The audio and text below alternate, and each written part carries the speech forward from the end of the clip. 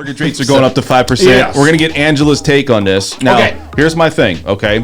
Mortgage rates and also applications. Mortgage applications play a big part in the economy. It tells you what the economy's doing as far as how the economy's going. And also, we were at 30% year over year as far as homes on the market or inventory end of last year. It was at 30% decline or negative mark. Now we're at 14, I think is what it is. What does that mean? It means the market's starting to soften a little bit, and we're starting to see more days on the market. I think if we get to 30 days on the market, we may be good here, right? 20, I'm going to jump for joy because that's going to just open up a lot of opportunities. So let's talk about the mortgage rates in 5%. Well, what do you think's the impact, Brett? So the impact is that going to take away a lot of buyers, or are there going to be, a decent percentage of buyers that just aren't going to buy now or can't buy now? Sure. Absolutely. I'm not discounting that at all. I'm just saying that there's such a gap between inventory, and even if you take away, say, 50% of the buyer demand right now, is demand's very high, so there's a lot of room to still spend more. Plenty. Now, I'm not saying things shouldn't and won't eventually even out. That's the point we need to get to. That will be healthy for everyone. And I think the other thing to take in consideration too, at least here in the Las Vegas market, is people are pretty paper equity heavy in their current homes. Yes. So when they're selling their homes, they're coming out and they're putting $200,000, $300,000, $400,000, $500,000 down on their new home. So that's lowering what their actual mortgage amount would be. And typically, another aspect is if inflation is so high, then people are going to want to save money versus spend money. So why is that? Because inflation is high. So you were talking about inflation. Things cost more money to buy. Give me 5 minutes. So what I'm saying is people are going to be more. Give me 4 minutes. Price conscious. Give me 3 minutes with really inflation. Quick. Correct. 2 minutes. 3 minutes. So why would they sell their home? Because and leave their cheap mortgage payment? What has happened? And I want to get you a point about it's not going to have an effect on demand. But what has happened in the last 3 weeks is extremely significant on the economy. And you could predict this. I agree with that. You could predict this like clockwork when 2020 was going on, 21, and they were saying that there was a recession. I'm like, where is this recession? So because money isn't free, and that's what we did. We paid people money, free money for 2 years. Which is fine when you have recessions. When you have a recession, because you're trying to stimulate. But we're Keynesian stimulating an already heated market.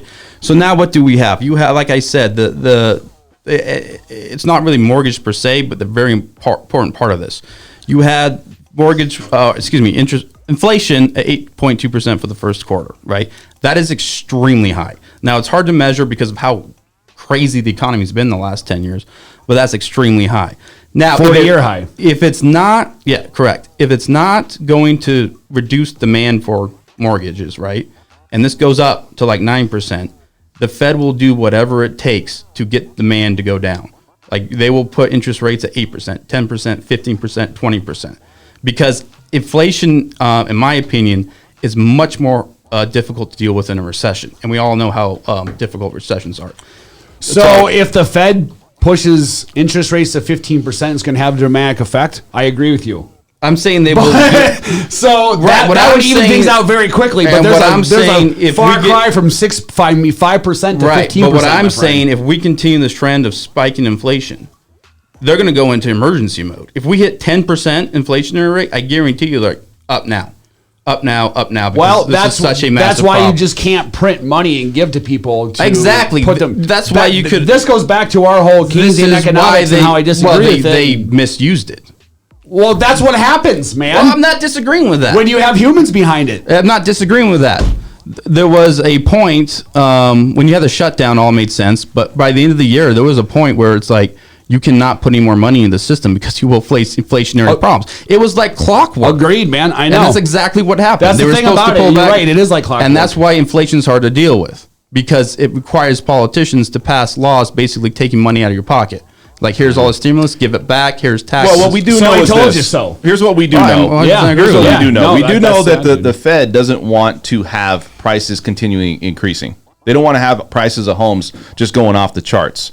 We also know that inflation's a problem, and the economy as a whole, I don't know, just in Las Vegas, I think it's still going well, but across the country, it's slowing down a bit, and we're starting to see more properties on the market slightly. Which is a good indication. Which is a good indication. Let's get to that. Okay, so the problem that we're looking at is how do you, would 5% interest rates keep people from still buying a home? Data is showing that it's not just completely shutting it down, but it's slowing just ever so that's slightly. why I was asking about the impact that you guys are seeing. The applications, mortgage applications are down significantly. Now you could say it's because of refis. Yeah. Maybe that's right.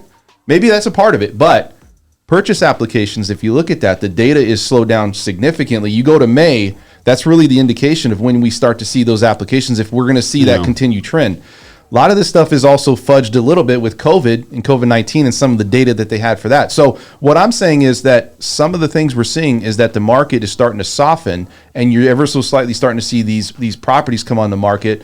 I know Brett has a case where you're starting to see properties where overlist certain locations, but overall, rates are doing their job. Are we going to get into more of a balanced, healthy market? I think that's what you're trying to, we're trying to indicate here, right? Yeah, I mean, we need to get back to a healthy market. No one's wanted all this less inventory and demand. I mean, it's hell on everyone, So, yeah, but here's what I'm saying is, even being interest rates rising to 5%, even if you go 6-7%.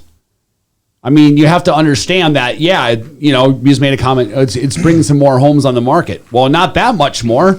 I'll give you an example. So going over the stats here, last week, there were 2,189 active single-family residents, 2,189. This week, there's 2,284. Right. So that's 96 more properties in a week. That's the problem right there. If it's not having the effect they want, they're going to keep doing it. Yeah, you go back to 1981, and what they did is they raised rates so fast that they just stopped it. Where the economy, I think now is they're trying to slow the process. They're raising the Fed's fund rate. The inflation is going up. They're trying to, but it's just slowing the economy. But they may have their hand forced, and they have no choice but to put us into a recession. Well, so you look at the rates, right, and you're saying, well, what are rates doing? And what, going to a recession? Yeah. Maybe. But let me say this. So rates haven't seemed like... I think when everyone drinks the same Kool-Aid, I've seen that story before. Right. I'm going to say this, though. I don't think rates have impacted, and you can bring this up, people buying homes at all, right?